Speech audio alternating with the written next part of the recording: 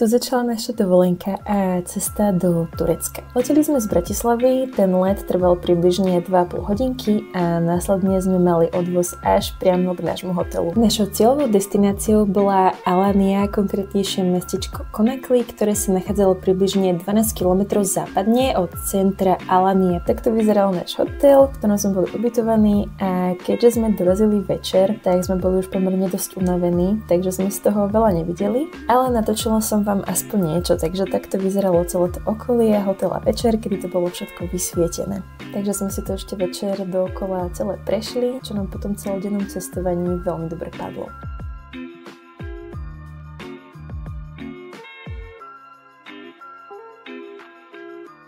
Hello, tak my sme akurát prišli konečne po celom dni cestovania na izbu a ja vám idem teraz poukazovať náš apartmán. Vyzerá to tu úplne krásne. Takže takto nejako vyzerá naša izbička a idem vám ukázať ešte balkón. Ten výhľad. Dívajte na to. To je úplne za mňa, že je pecka. Tým, že sme prišli večer, tak sme ešte nevideli to more. Ale ja si myslím, že to bude vyzerať úplne nádherne. Ešte tu vlastne máme ten hlavný bazén. Ja mám momentálne so sebou mikrofón, takže sa ospravedlňujem, ak to bude trošku hluk z tej cesty. Ale ten bazén, krásne. No tak chlap ma už spucoval, že som púšťala vraj komáre do izby, takže som musela zavrieť balkón.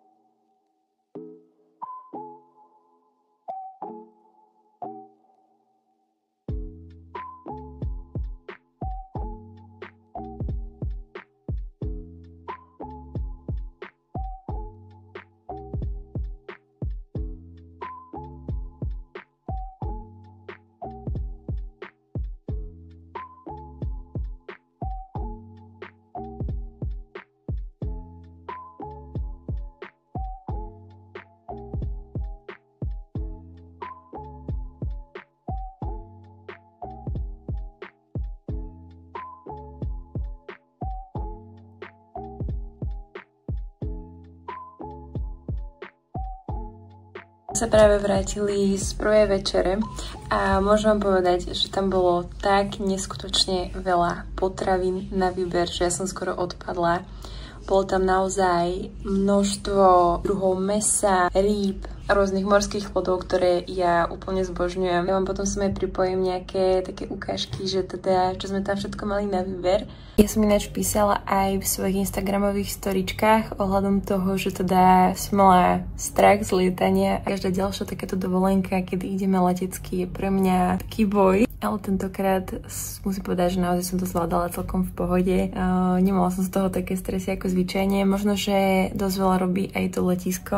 Zvyčajne teda sme zvykli letieť z Viedne a tam je to letisko naozaj obrovské. Teraz sme išli z Blavy, takže bol to kus také menej náročnejšie na mňa. Nebolo to také ako keby uponáhlané, pretože v tej Viedni mám pocit, že naozaj všetko chcú rýchlo od vás a človek si tam proste nestihne fakt ani vydýchnuť na tom check-ine a tak podobne. Dosť sa ma pýtali aj na tú stravu v lietadle. Ja som si zobrala v podstate svoje jedlo, mala som tam toasty, takže keď si zoberete napríklad nejaké krabičkové jedlo, tak by to malo byť úplne v poriadku.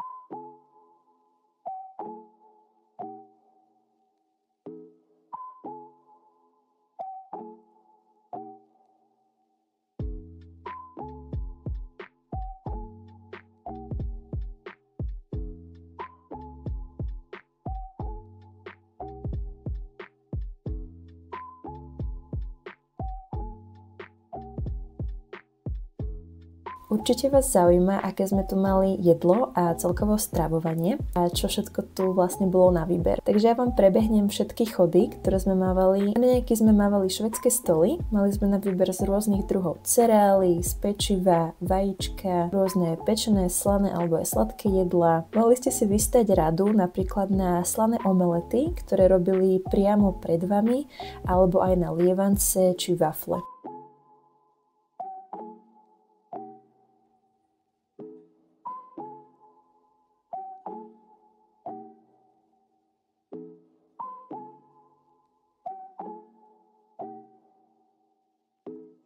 Aby ste získali takúto vyváženú porciu z takýchto jedál, tak stačilo nasledovať základy. Takže zvoliť si najskôr nejaký bielkovinový základ. U mňa to najčastejšie boli vajíčka, ktoré som teda zvyčajne brávala uvarené a doplniť to komplexnými sacharidmi, prípadne nejakými zdravými tukmi. Ja som si najčastejšie dávala ovsené vločky alebo pečivo, prípadne nejaké syry. Tu ich mimochodom bolo naozaj veľmi veľa na výber a boli naozaj perfektné. V prípade sme to ešte doplnili nejakou šunkou a samozrejme nesmelo chýbať ovocie a tiež zelenina pre vitamíny a minerály a tiež nejakú tú vlákninu. Prosím pekne, normálne tu máme, že automatík s nápojmi a je tu moja milovaná Pepsi Zero. Odpadávam. Takže vybalovanie sa na izbe číslo 2. Opäť sme sa teraz pre chvíľočku museli zbaliť a ideme si znova povyťahovať všetky veci.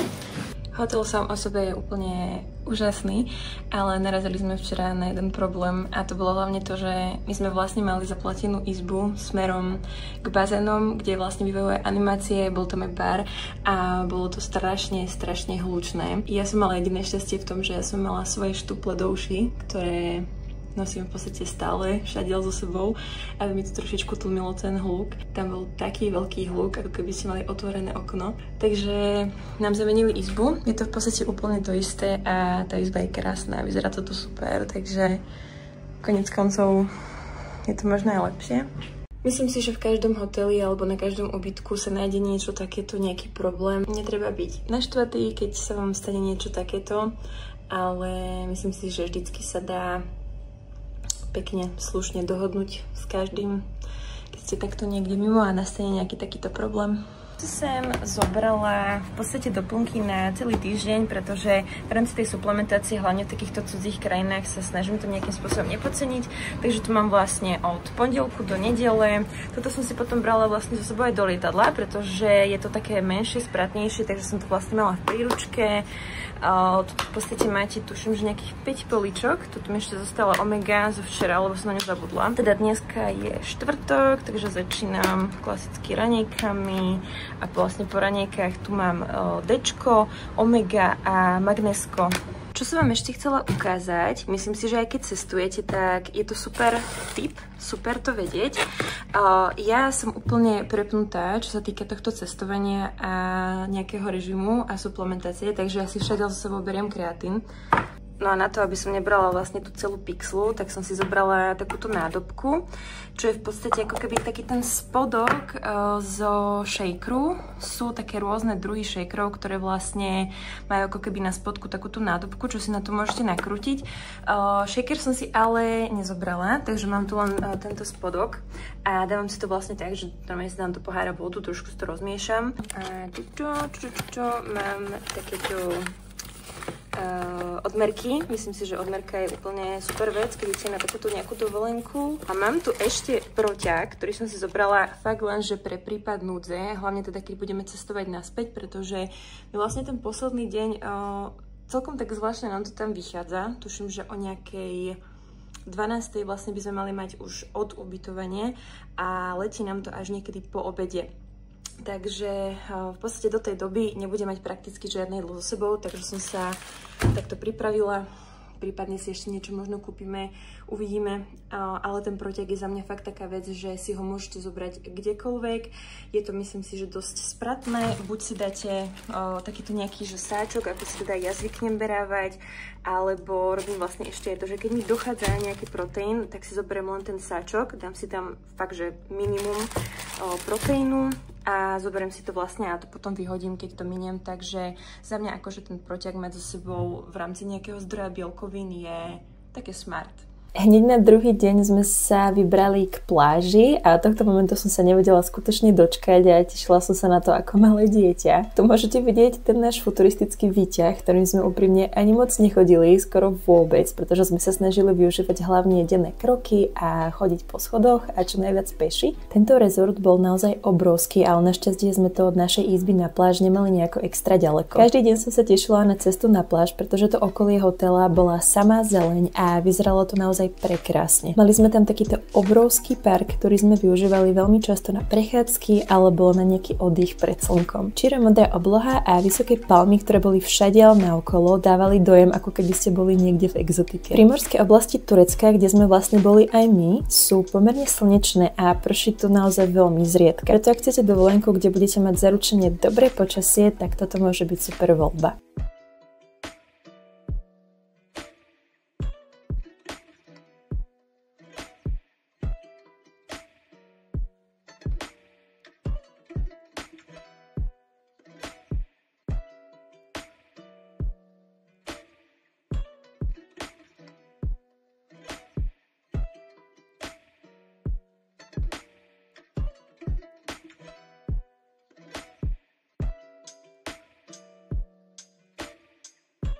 Najviac ma fascinuje, že proste na týchto palmách rastie ovocie. Na každom kroku tu máte limetky a toto sú zrejme dadle, čo tu rastú. Hneď prvý deň sme pochopili, že si musíme ísť skôr obsadiť miesta na pláži, respektíve tie lehátka, pretože keď sme tam prišli v prvý deň, tak všetky lehátka už boli obsadené. Takže ak pôjdete na nejakú podobnú dovolenku, určite potom na to myslíte. Naša pláž bola kamienkovo-piesočnatá, relatívne úzka, ale o to viac nádherná a hlavne to more bolo fakt čisté. Aj v tomto dátume, keď sme tu boli my, teda posledný septembrový týždeň, tak bolo more naozaj teplé, približne nejakých 20 až 23 stupňov, čo nás fakt prekvapilo. Bolo to, aké obrovské vlny tu boli. Mohli ste sa v nich poriadne vyšantiť, pokiaľ ste mali nejakú napríklad nafukovačku alebo koleso. Fun fact, posledný deň ma to stalo moje slnečné okuliare, ktoré skončili zrejme niekde na dne mora. V rámci obedov sme mali k dispozícii dve miesta, kde sme mohli sa stravovať a tento beach bar blízko pláže bol jeden z nich. To sa nám veľmi páčilo, lebo to bolo blízko pláže, mohli sme tu byť vlastne v plavkách a toto bolo top, že nad hlavami, kde ste obedovali, vám rastli takéto bananovníky. Tiež bolo super, že to bolo viac čerstvých šalátov a zeleniny, ktoré sme si vždycky dávali k hlavnému jedlu. Z tých hlavných jedál tu boli aj také overené klasiky ako kuracie prsia, morčacie mäso, hovädzie, cestoviny, ryža, zemiakové kaše alebo aj zemiaky. A toto bolo super, mohli ste si vyskladať svoj vlastný burger. Som si zobrala ešte na skúšku tento pita chlieb, ono to vyzerá úplne ako pizza, takže to ideme vyskúšať, ktoré by mal byť nejaký syr, tu je tuším nejaké hovädzie mäsko. Ja idem vyskúšať tu s tým hovedzím mäskom hore. No to chutí dosť ako langoš s hovedzím mäsom. Je to dosť pikantné toto. No a tento druhý by mal byť teda s syrom. Tento syrový chutí úplne ako klasická syrová pizza. Ešte tam cítiť aj ten cesnak, to mi riadne chutí. Ale ak to budete skúšať, tak určite potom jedzte si tu, lebo mi to tu čakalo asi nejakých 20 minút a už je to také mäkšie, nie je to už ani také krumkavé. Tie kozlavé placky som musela vyskúšať. Každý deň ste mali pri pláži takýto stánok, kde vám priamo pred vami urobili takúto placku. Keďže sme mali formu stravovania all inclusive, čo je v podstate typ stravovacieho programu, ktorý zahrania aj raňajky a obedy a večere, plus vlastne medzi tým máte rôzne snacky, ako napríklad nejaká pizza, burger, wafle, či nejaké typické turecké pita chleby alebo kozleme, tak sme využívali vlastne aj takéto snacky pomedzi tie hlavné jedlá. No takže dali sme si tieto placičky. Ja tu mám nejaký špenát, typujem, syr a priateľ si dal, čo tu tam máš? Hovädzie mäsko? Asi. Syr. Toto je taká, asi najskôr sa to podobá na slanú palacinku. To cesto vyzerá byť dosť podobné takej klasickej palacinke a mali tam vlastne na výber aj zo sladkých variant. Pokiaľ ste fitnessaci a bojíte sa takéto dovolenky, kde je veľa neznámeho jedla, tak myslím si, že tu by ste si určite prišli na svoje, pretože naozaj sa dalo vybrať. Takže takto nejako vyzerá to to fitko hotelové. Je to pomerne dosť také maličké, na výber tu v podstate je len táto jedna lavička, táto veľká väža kladková a sú tu jednoručky. Asi to bude výzva, ale myslím si, že niečo spoločne vyskladáme na ten tréning a niečo vám určite aj natočím.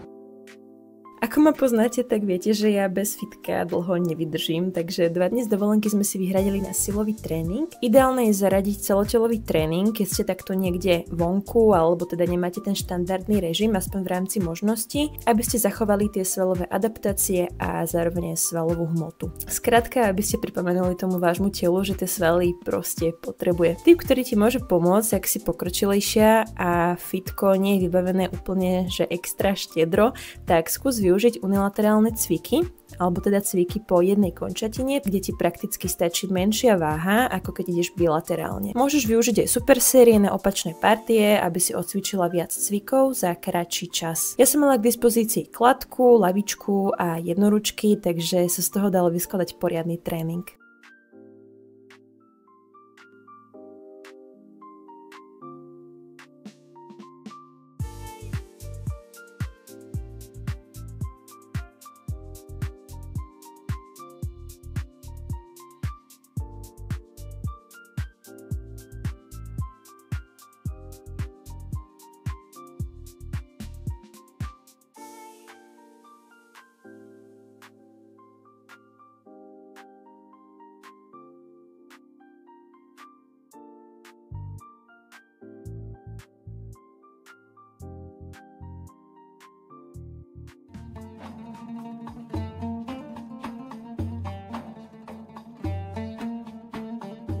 Celého toho stravovania ja som mala večere úplne najradšej, pretože tam bol najväčší výber z jedál a z potravín a čo sa mne osobne veľmi páčilo bolo to, že skoro každý večer sa nám vlastne striedali kuchyne z rôznych krajín, z rôznych štátov. Mali sme tam možnosť vyskúšať typickú tureckú kuchyňu alebo taliansku kuchyňu, no a jeden deň bol vyhradený pre plody mora, alebo teda také rybie špeciality, kde vlastne sme mali aj sushi, rôzne pečené, grillované ryby, takže tam som si naozaj prišla na svoje, pretože takéto jedlá úplne zbožňujem a prakticky ste mohli vlastne každý večer nahliadnúť do gastronómie ostatných iných štátov, čo je podľa mňa veľmi zaujímavé. Vždy sme vyskúšali z každého kúsok, ale snažili sme sa zachovať v strave taký rozumný prístup a balans. Môj tip je naberať si menšie porcie a určite nie cez nejaký pocit plnosti. Skúste zahrnúť do každej porcie nejaké bielkoviny, ktoré vás zasytia a tým pádom vlastne potom máte prirodzene menšiu chuť ďalšie a ďalšie jedlo. Ak budete v Turecku, tak vám určite odporúčam vyskúšať ich typické špeciality, sladkosti, ako napríklad halva alebo baklava, alebo tieto slané závitky v hroznových listoch, ktoré mňa úprimne veľmi prekvapili a strašne som si na tom frčala. Cenu za najzaujímavejší koláč vyhráva jednoznačne. To je v podstate nejaká tartalétka a vnútri je to plnené zrejme nejakým pudingom a bolo tam ešte ovocie. Úplne posledný večer z celej dovolenky sme mali zajednanú rybiu à la carte reštauráciu, kde nám servírovali morské plody. Začínali sme s predjedlami, čo boli napríklad tvrdé syry s orieškami, s rozienkami, pečená plnená paprika, ajvar alebo šalát s parmezánom. Pokračovali sme rybým vývarom.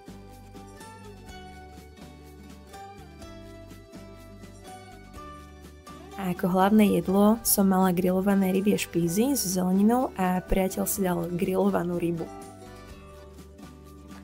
Pre dezert je vždycky miesto, ako sa hovorí, takže sme vyskúšali halvu s tahini pastou, ktorá bola za mňa fakt, že brutálne sladká. Samozrejme, že sme to všetko nedojedli.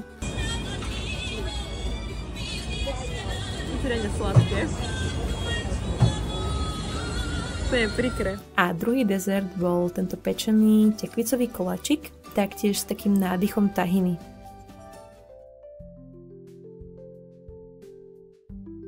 A toto bolo zároveň veľmi príjemné zakončenie celej dovolenky a v podstate aj taká naša rozlúčka s týmto hotelom. Pokiaľ sa pýtate na moje zhodnotenie, tak ja by som vám rozhodne odporúčila toto čarovné miesto navštíviť, pretože si z neho odnesiete kopec nádherných zážitkov rovnako ako my.